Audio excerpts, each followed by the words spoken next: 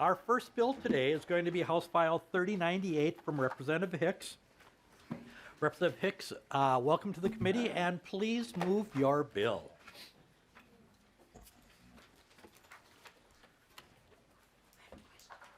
Thank you so much, Chair. I move to lay my bill over for further consideration. Representative Hicks moves to lay House File 3098 over for further to be laid over. I understand you have an author's amendment.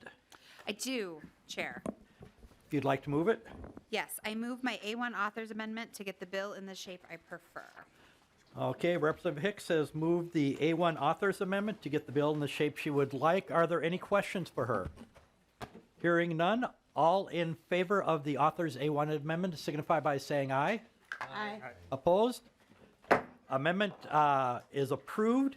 So House File 3098 as amended. Representative Hicks, go ahead and introduce your bill, please. Thank you so much, Chair and members. I come today to request the mental health pilot project for the Somali community. In our community in Rochester, we are seeing a need, and we are hoping to respond to that need. And rather than speak for a community myself, I've asked members from our community to come and share some information about why this is such an important bill. Okay, with that, I understand you have some testifiers. I do. The first testifier that I have on the list is Mohammed Jama. If you'd like to come forward, I hope I'm pronouncing your name correctly. If you'd like to come down to the table, please. Yep, right there. Thank you for being here today. I appreciate you taking time to be before our committee. If you would like to, for the record, please introduce yourself and who you're with, and then please start your testimony. Good afternoon, everyone. My name is Mohammed Jama. I'm Assistant Director of Rochester Math and Science Academy. Rochester Math and Science Academy has been serving the Somali community in Rochester for 19 years. Our mission is to maximize opportunity for our children through educational innovation that will ensure their full deployment as a health ambassador donors to the greatest community. Many of our students go to university and colleges and return to our community to serve our community. However, there are many challenges that are facing the Somali community in Rochester. Two biggest issues are mental health and housing, but the biggest one remains mental health. On October 1, 2019, a Somali woman attempted to kill herself and her 5 children by locking herself and her 5 children inside a car in a garage in an attempt to fill the car with exhaust. A woman was experiencing mental health. Mental health is the biggest issue that many Somali communities in Rochester facing. We have students that are missing school because of a school phobia.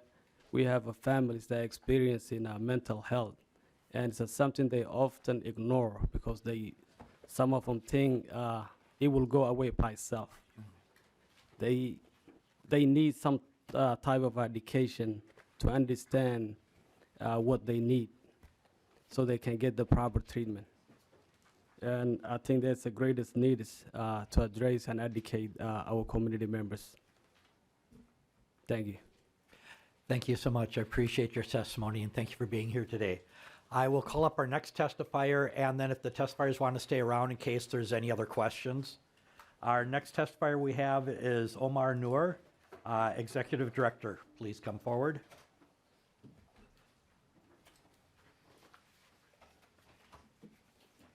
Thank you for taking the time to be here before our committee. If you'd like to introduce yourself again, who you're with, and then please start your testimony. Yeah, my name is Omar Noor. I'm Executive Director of Somali American Social Service Association. I would like to say that we are grateful to our representative, and we are thankful for the opportunity to address the topic that holds great significance in our community, and especially mental health. Mental health is a key aspect of well-being, but often neglected by many cultural groups. Example is Somali community, my community. The concept of the mental health is viewed as taboo.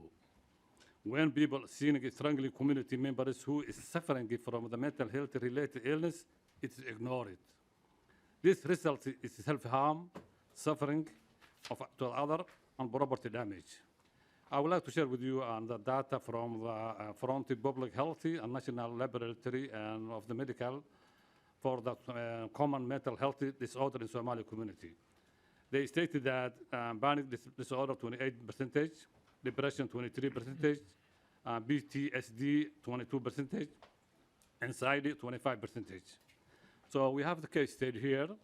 We had an incident where the young Somali man was showing a sign, mental health issue. The community leaders and several people had talked with the father, whom the young man was leaving, considering professional help for his son. After several discussion, the father insisted his son did not have any mental health issue. We later found out that son violated, attacked his father, and took out his 2 eyes. The father died a few years later. So here our goal, understanding mental health in context immigrant, communicating positively with the impacted individuals, referral to professional services. Thank you. Thank you so much for your testimony. Appreciate that. Next, we have Ahmed Osman. If you'd like to come down, introduce yourself and who you're with, and then you can start your testimony.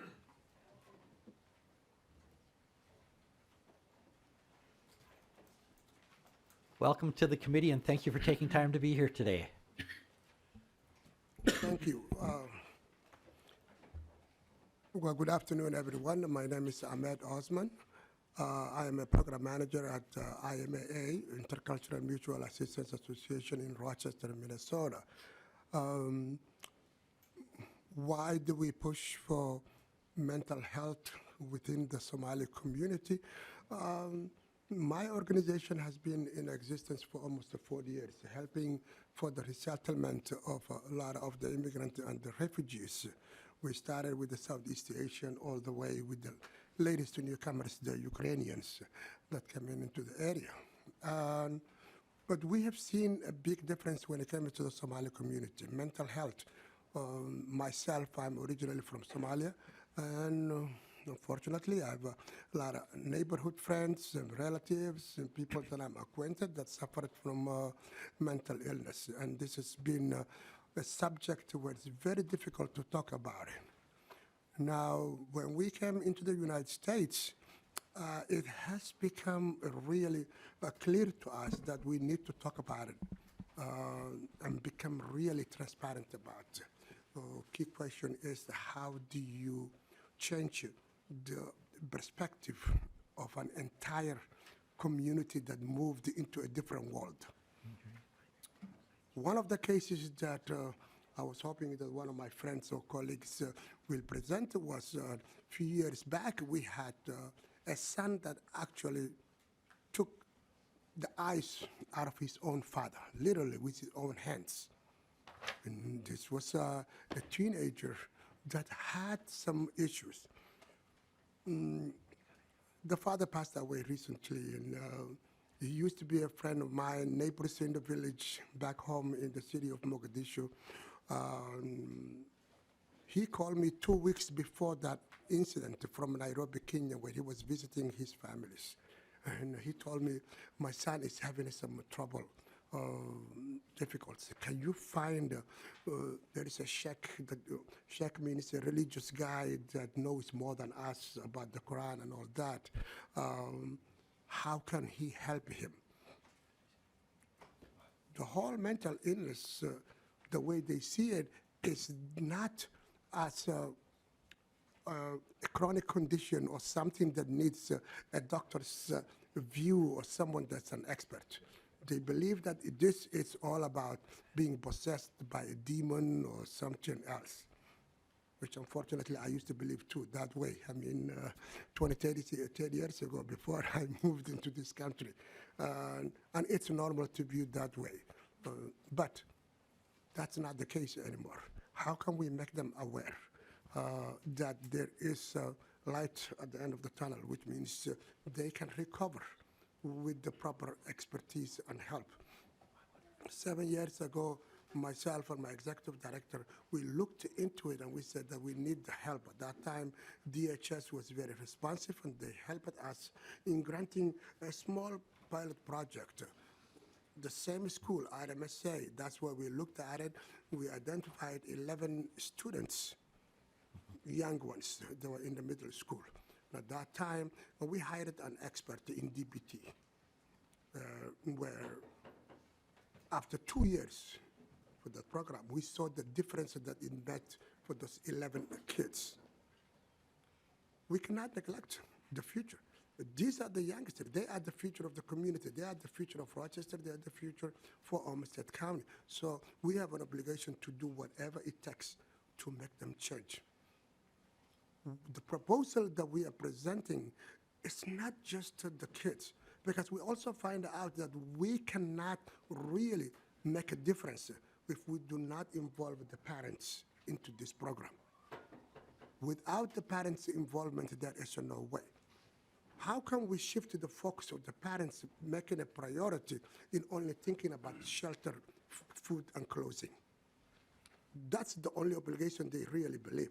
What about them being involved in the children's education, in the children's awareness, and also how they can help in changing the children's response to their emotions into a more positive emotion, instead of the negative, to concentrate.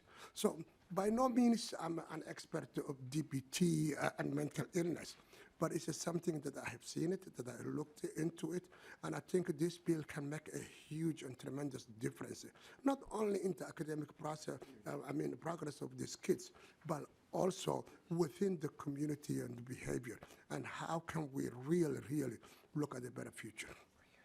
Thank you for listening. You're welcome. Thank you so much for your testimony. Next, that's all the testifiers that are signed up right now. I will ask, are there any further testifiers in the public who would like to address the committee on this issue? Not seeing any. At this time, I would turn it over to questions and comments from the members. Are there any questions or comments from any of the representatives at the table? Representative Engen. Thank you, Mr. Chair. Question for you guys. How much will be spent of that 1.8 million on administrative costs and staffing? Do you have an estimate? I will, Representative Hicks, so it would be Mr. Osman, would you have that answer? I do not have the exact answer, but I believe that the practice is normally for administrative costs is in the 10% and no more than 12%. Mostly is done in hiring expert professionals that can make a difference and creating that discussion, jumpstart that with the parents, the cost will be so. But normally it's in the range of 10 to 12%. Okay. Representative Engen? And then the staffing? Mr. Osman, go ahead. Thank you. Yeah, the staffing will be there, and I'm not sure. I'm not the executive director of the program. I don't know if anyone has that answer. But normally, yes, you will have someone that will manage that program, not to mention also the school. This will be in partnership with the school and with the SASA organization. So you're looking at 3 different partnerships. And I believe also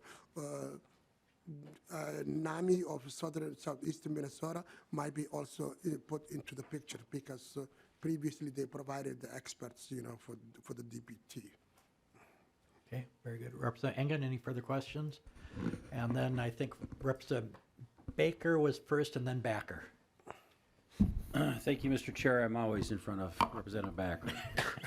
Anyway, every chance. I'm sorry, folks, he's lying. Sorry about that. Thank you for your testimony. This may be a question perhaps maybe for the executive director, but again, in my community in Wilmer, we've got, again, a large Somali population.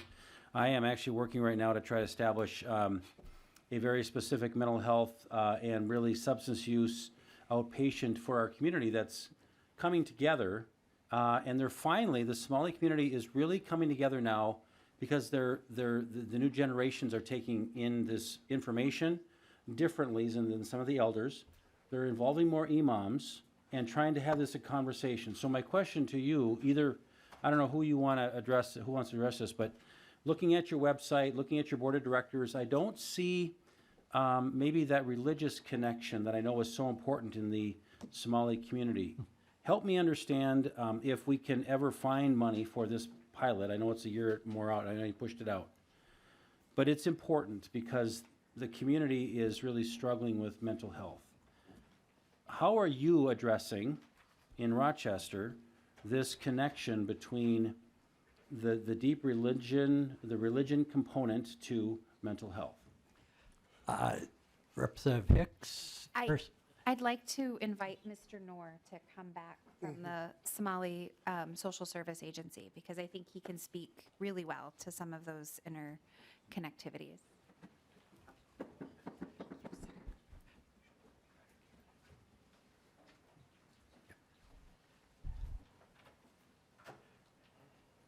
Executive Director Noor, welcome back. And if you'd like to go ahead. Yeah, so I understand that you have to have a connection. We have the Somali community with the imams. So, as you know, we have 4 mosques now in the Rochester area, and we have a good relationship, and we have the school and Saturday and Sundays. So we invite every time imams when we have a gathering for any event is talk about the mental issue, talk about the dealing drugs for our kids. So they give us the luxuries. Also, good news, we have great, educators now from our Mayo Clinic, medical doctors grow up our area from middle school, high school, medical school now. So as you know, our community, they trust each other. When they come, one of the medical doctor, young man, in front of them saying that mental issue is like asthma, it's not a big deal. We can solve it that when my clinic is here. That is a perfect one. So we have great connection.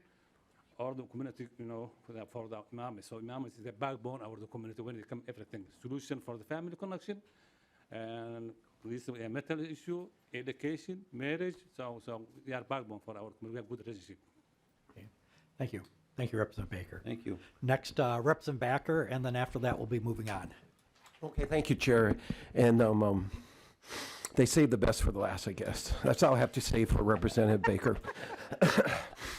Anyways, couple things. One of the things, and this is more FYI, when I went to your website, it is required under law that your EIN number would be listed.